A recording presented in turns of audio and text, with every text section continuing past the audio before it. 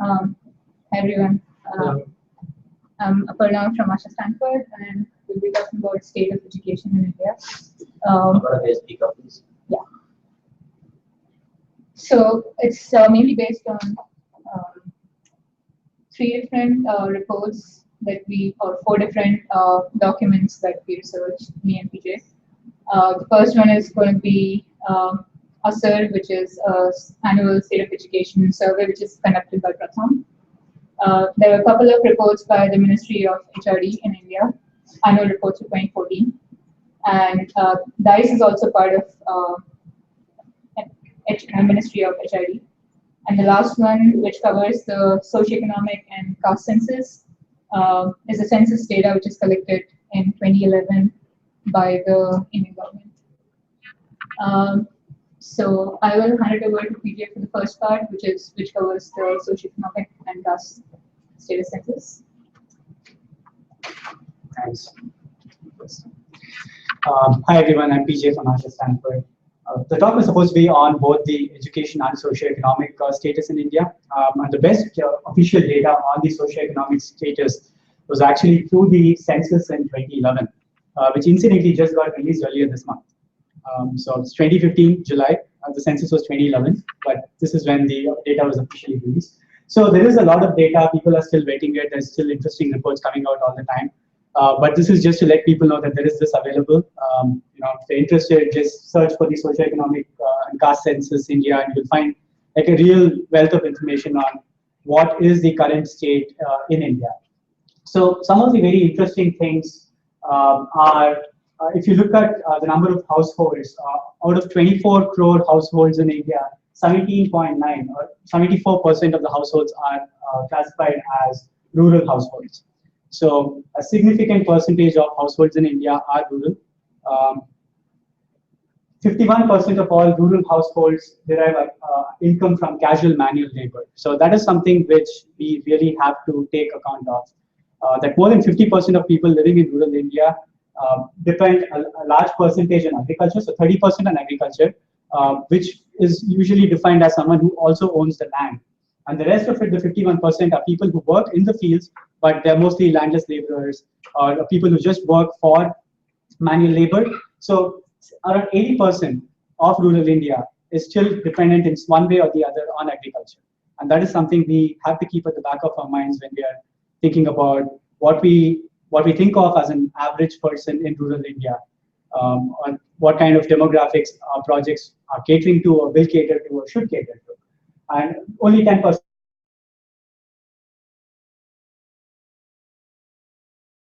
keep in mind. 56% of these households do not own any land, so landless, and a lot of them homeless. 72% of households own a phone, and I think 71% of them are mobile phones. 1% were just people who had a landline and a mobile or just a landline. So yeah, and out of the home ownership, around half the homes are just mud houses, right? So this is what the, okay. So this is, again, a very good graph on the income levels, which I just pulled up from the Hindu. So on the left there, you'll see various, both of them are color-coded maps. On the left is color-coded based on monthly income less than 5,000 rupees.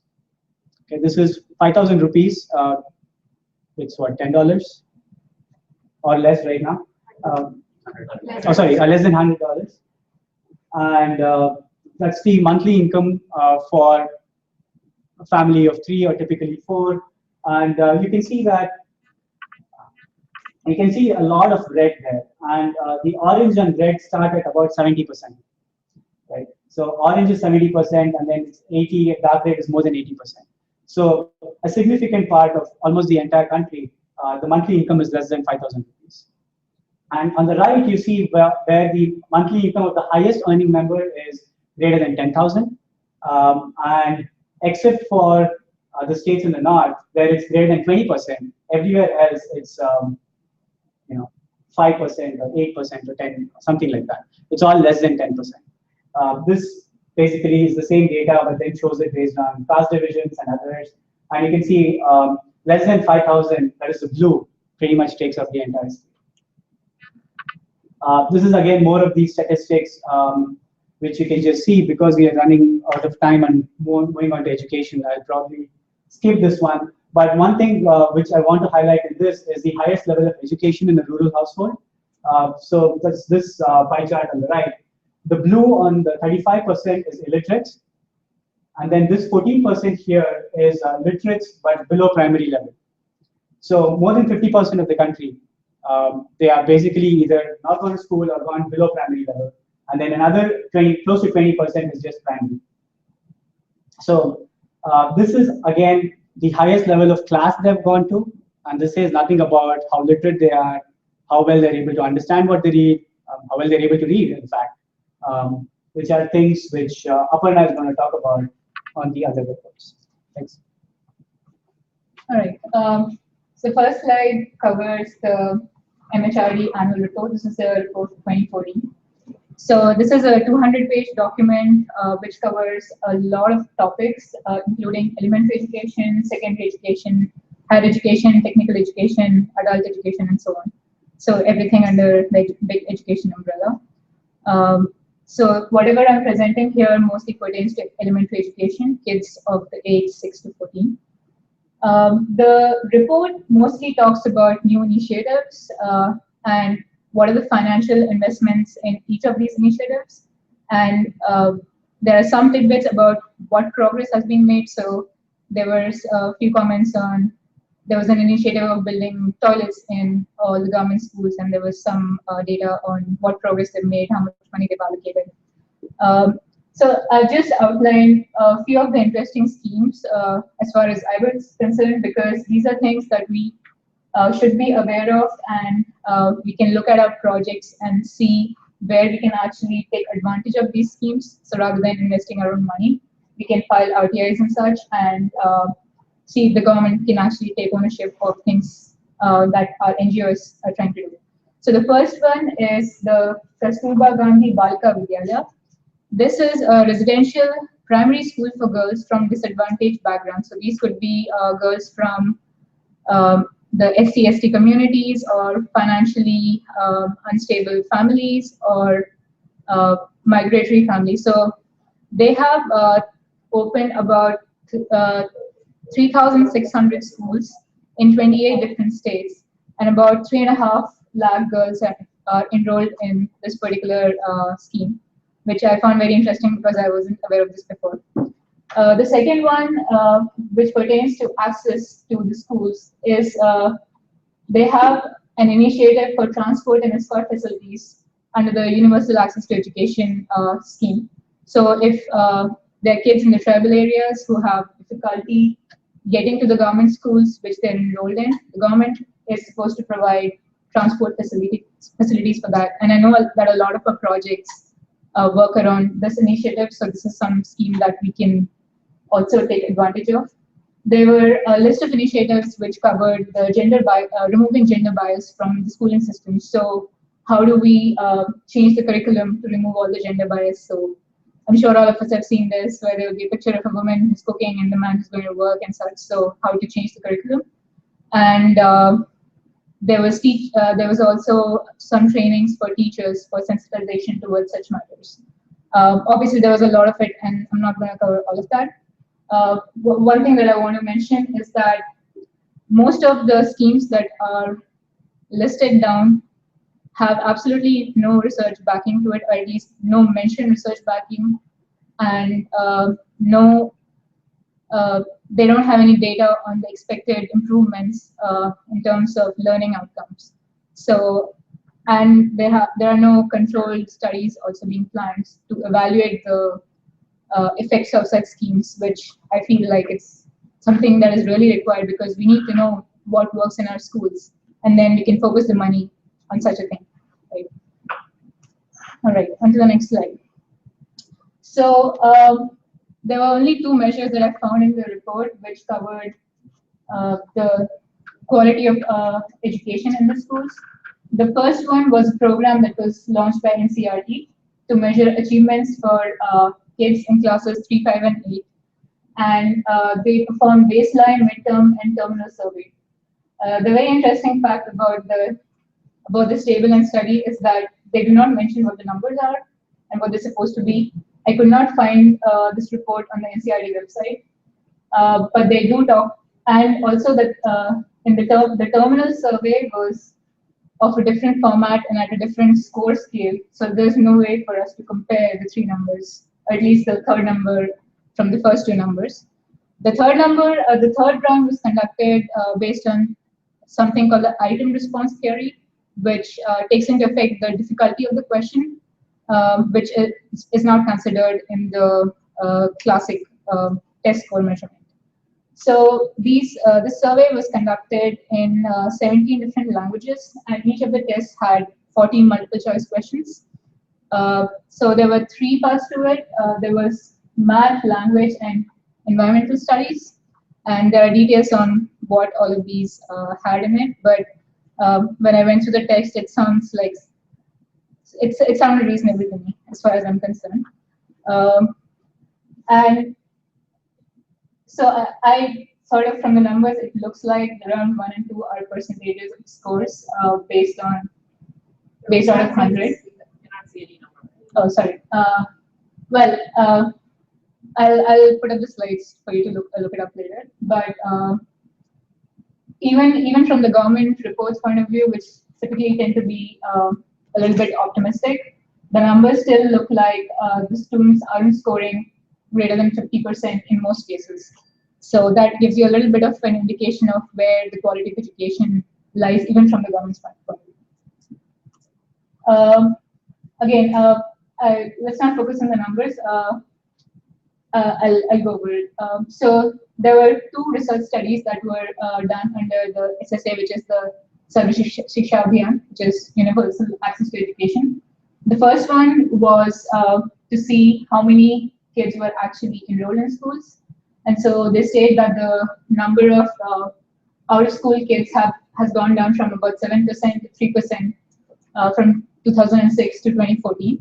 And this number is pretty consistent with what is reported in Asha in 2014.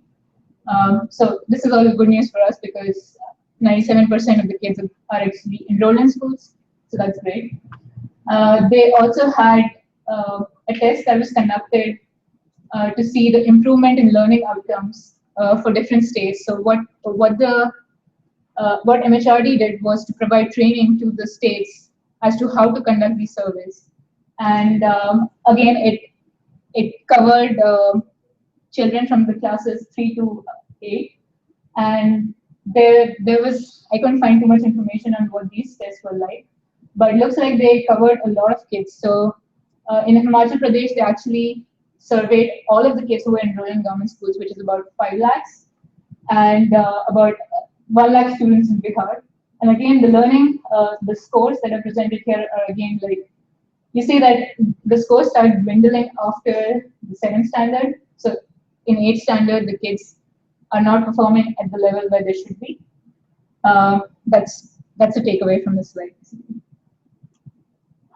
Okay, so that was a small snippet about the MHRD report. The second report that I'm going to present is something called the DICE, which is the District Information System for Education. So this initiative was started by the National University for Education Information and Planning, which collects all sort of statistics from the government schools in all of the districts in India.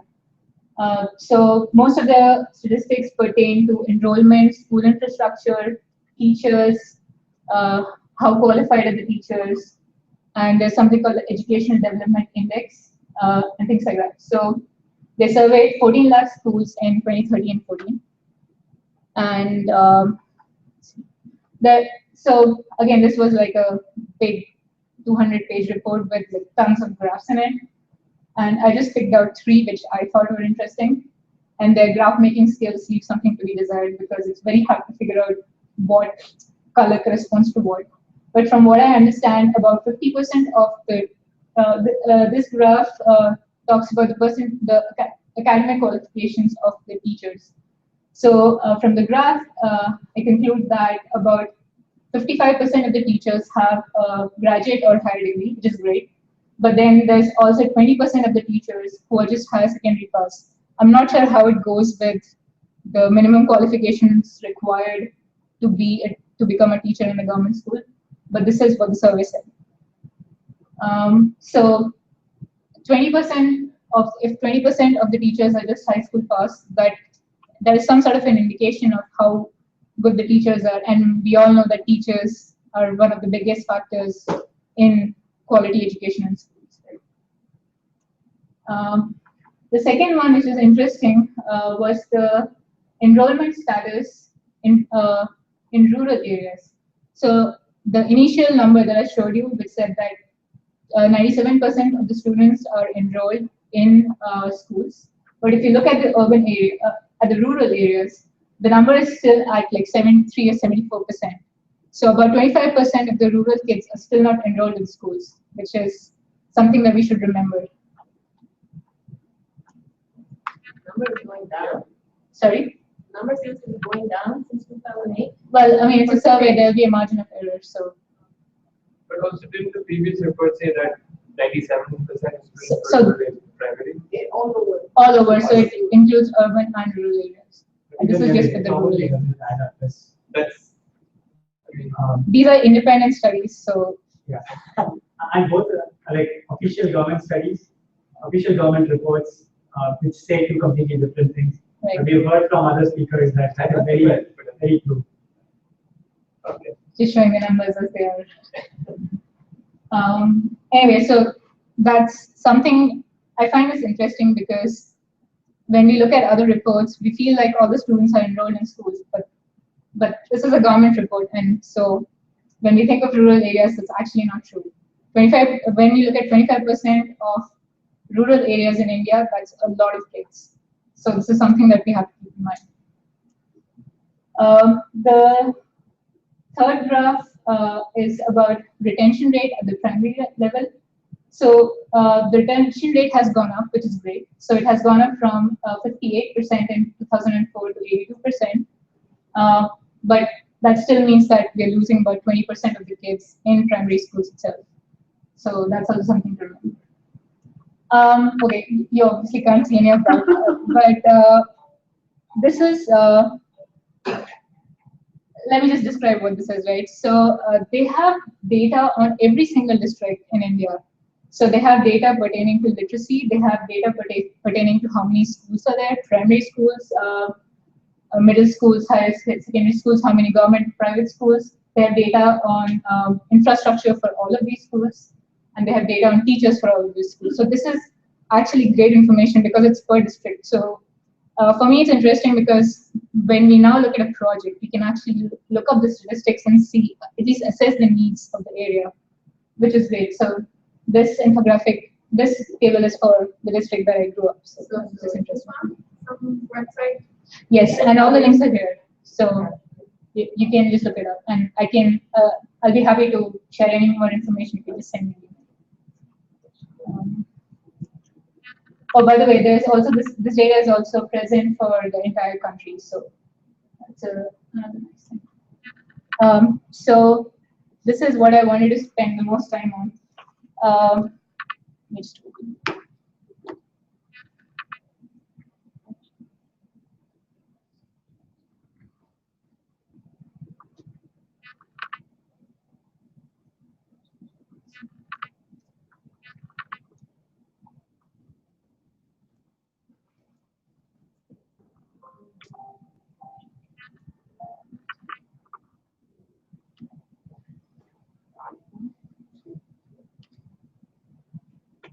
All right. So I hope everyone knows about Asha already, but Asha is the annual State of Education report. It is a survey conducted by Pratham, which is another non-profit organization, and they work in India. So let's see. So it is a household survey, annual survey, which basically the outcome of this is to see whether the kids are going to school and what kind of learning are they actually getting in these schools. So they do randomized sampling. So one government school is sampled from each of the villages, and they participate. So the non-profit is not the one which does the survey. It participates with various organizations, including diets. So diets are the district training centers for teachers, and then so this year they collaborated with 243 diets. So basically in 243 districts, and the rest of the partners are universities, colleges, and other non-profit organizations which can actually do the survey. So some little tidbits. They covered 577 rural districts out of 600 something, I want to say. So that's a very good coverage for them. They selected 30 random villages in each of the districts and 20 households from each of the village, and it covers kids from the ages 3 to 16. Some other information down there. So about 5.5 lakh kids were surveyed in this survey. So the first point is, are those kids actually going to school? So like even the MHRD report mentioned, about 96% of the kids are actually going to school overall in India, which is great. And the rate has been above 95% for 6 years in a row, which is also a very good indicator that kids are going to school and the enrollment is consistently being pretty good. And on any given day in the government school, the attendance is 71%. It's kind of okay, I guess. There's also variance in enrollment. So you can see that there are a few states like Uttar Pradesh and Bihar and West Bengal, where the enrollment is still pretty low, about 50 to 59%. And there's some other states where the enrollment is really high, like Tamil Nadu and Kerala.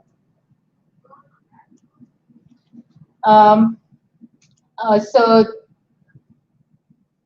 again, this graph shows the number of children that are enrolled in private schools. So private school enrollment has been going up, which kind of is consistent with the things that we hear from all of our projects and the parents who want to send their kids to private schools because they believe that kids get a superior education in private schools, which research has not shown, by the way. And then there are certain states in which the private school enrollment is higher, and other states where it's pretty low. So the takeaway from this is that majority of the kids still go to government schools, and so it is really, really important to make sure that the government schools are doing what they're supposed to do. This graph talks about the girl children specifically, and if they are actually going to school. This graph focuses on girls who are from the age 11 to 14. So are they dropping out at some point? Most indicators show that in most states, the girls are actually not dropping out. The dropout rate is less than 5%, barring a couple of states, which are Rajasthan and Uttar Pradesh. Again, I think that these things are nice to know because when we get project requests, we can sort of assess what is the need in what area. So something good to keep in mind. So what are schools like? So the next part goes over the infrastructure in schools. There's a lot of information down here, but it talks about the number of schools with usable toilets. So that has gone up from 47% to 65% in 4 years. Number of schools with usable girls' toilets still at 55%, which is a big deal because that is an indicator of dropout of girls from schools. The schools with library books, schools with computers, is still very, very low. There are only 20% of the schools who have access to computers. Again, something to remember. And there are a bunch of indicators on playgrounds and boundary walls and such. And I think that these numbers are going to get better as and when the government starts implementing RT in every state. So are children learning? So what are the learning outcomes for the kids who are actually going to these schools? So this sort of explains what the test is like. So they have 4 basic things. Can you read a letter? Can you read a word? Can you read a sentence and understand what it means? Can you read a story and comprehend it? Those are the 4 basic things that they go over in the tests. And reading is absolutely essential for going to school. If you do not know how to read by first or second standard, you will not be able to assimilate any other information because you won't be able to read textbooks and understand what's happening. So this is a very important indicator. So the percentage of children that are enrolled in different grades who can read standard 2 level text. You can see that in 5th standard, there's still more than 50% of the kids who cannot read standard 2 level text. And by standard 5, you're already learning like more higher concepts. So this is something to remember, that the kids are still not learning what they're supposed to learn. And if you look at the reading outcomes over years, the learning levels have actually not increased at all. And these show the learning levels of government and private schools. And you see that even in private schools, there are 30% of the kids who actually cannot read in standard 5, who cannot read a standard 2 level text. The numbers in government schools are much lower, about 50%. And the gap between the reading levels in government and private schools seems to be growing over time. All right. The second one is, again, it's sort of breaking down what level the students in each of the standards are.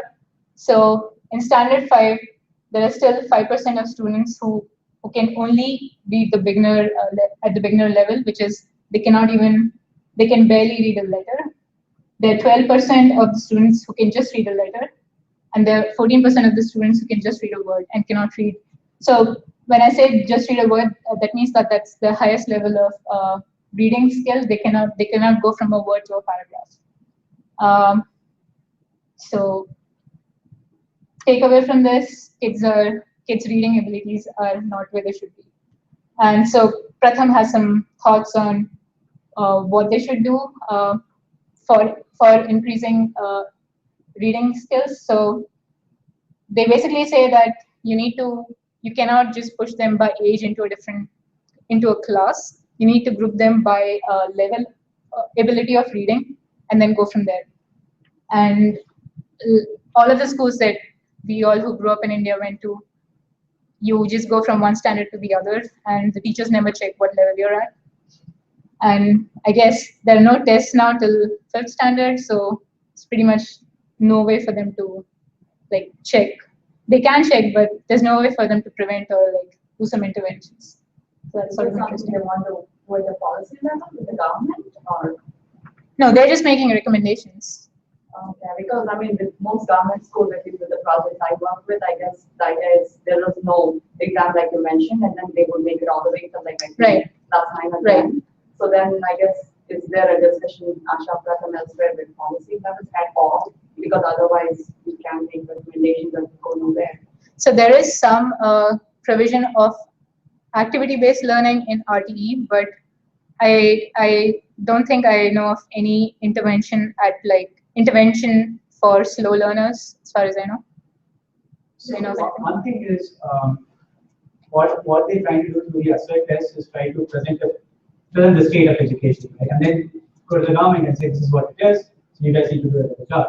But the government has also been reluctant to accept these reports as a good indicator because they say that you're not doing it in the environment we like, you're not doing it at school, the teacher is not doing it, they're going to their homes and doing it when they're at home, so it's not a good indicator or something like that. So again, the first thing is to just get them to accept this is reality and then see what you can do next to improve. But if you go back to the MHRD report, even their numbers aren't great. So there is some sort of lacking in quality of education, which at least the government can accept their own reports, right? So which they can believe. But this is at a more granular level. And if you know these numbers, you can design interventions that can actually work in a better way. Because you know that they're lacking in reading skills. So you can identify the kids who cannot read and then focus some teacher intervention based around that.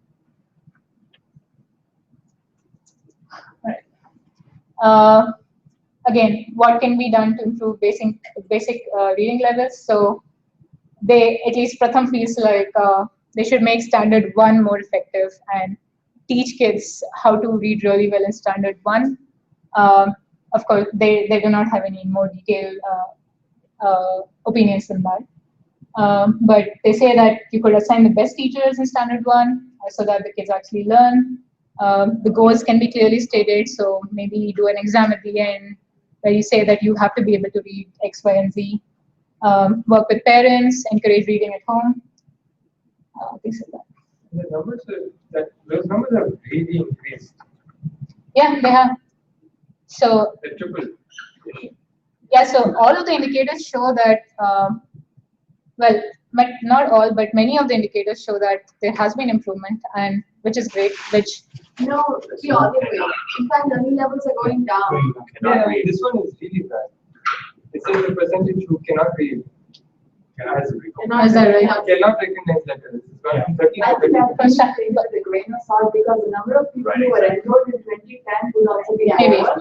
So No, but that's a percentage. But Children, oh, so it's the same percentage. Right. I still feel like there are a lot of other indicators that do show improvement. But yeah, Sure. I don't know how to explain that. Maybe we can look up more details. And then they have similar tests for mathematics as well. So they have addition, subtraction, multiplication, and division tests. And you can see from the report that this report is children in standard 2 and 3 who do not recognize numbers. And that seems to, again, have gone up, has gotten worse. So about 40% of the kids in government schools cannot recognize, 40%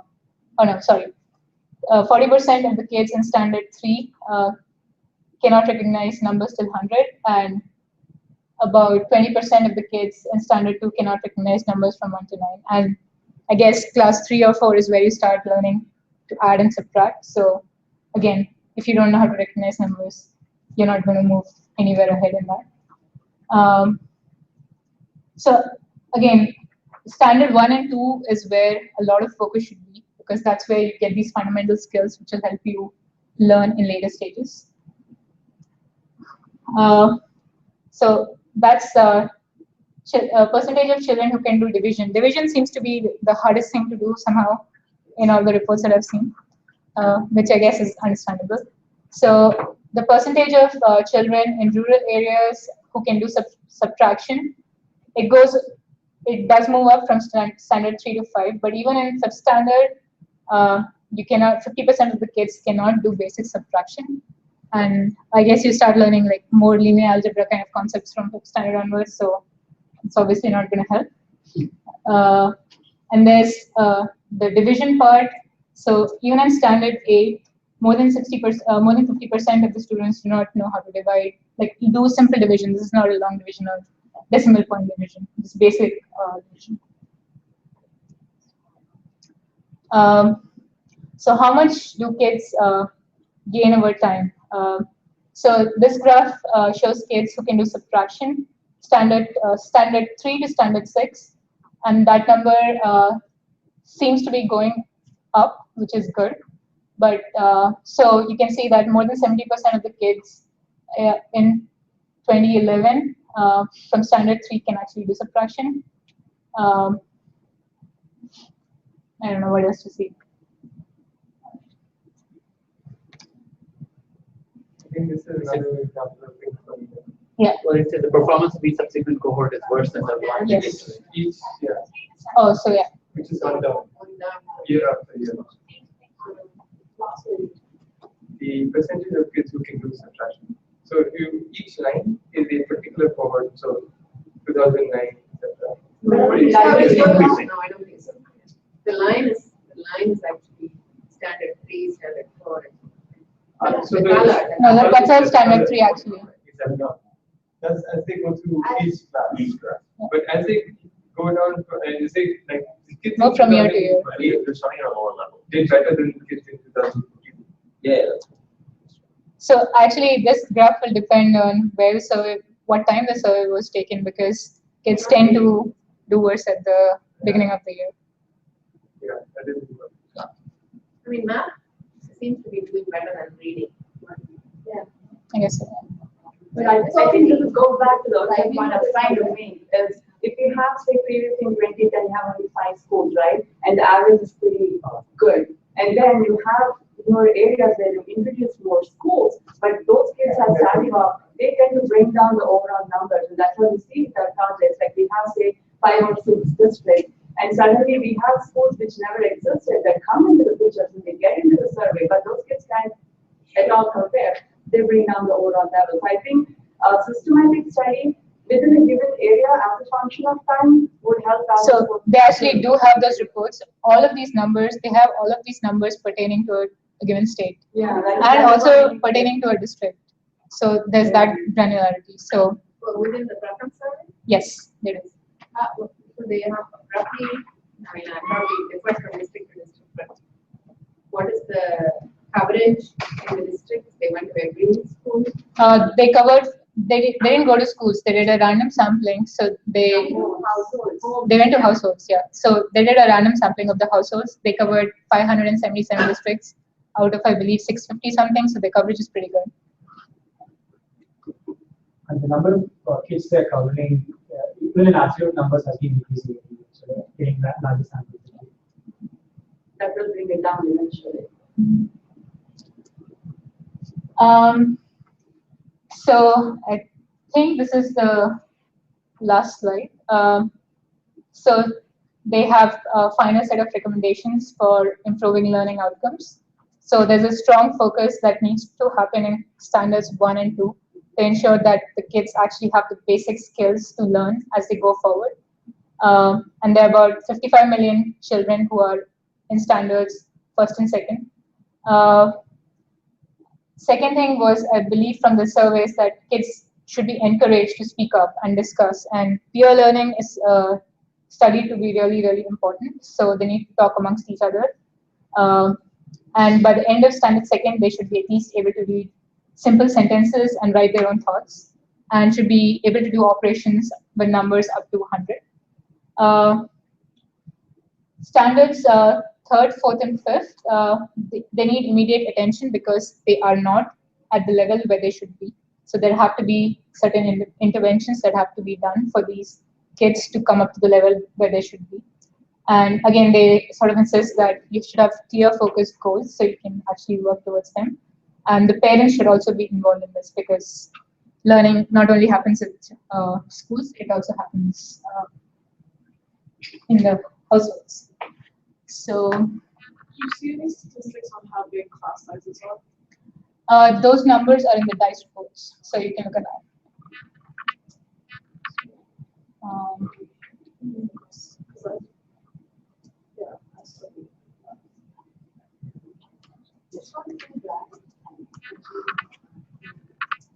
So this is in conclusion. All reports show that enrollment is up. So reports show that the kids aren't learning at the level that should be where they should. Enrollment in rural areas is still low. And I think very important part is most students still attend government schools. So at least my personal view is that we should really focus on how we can improve the quality of education in government schools. And there are several different schemes, and I encourage everyone to at least take a look at the MHRD report so that we know what is available to us to take advantage of. So that is it.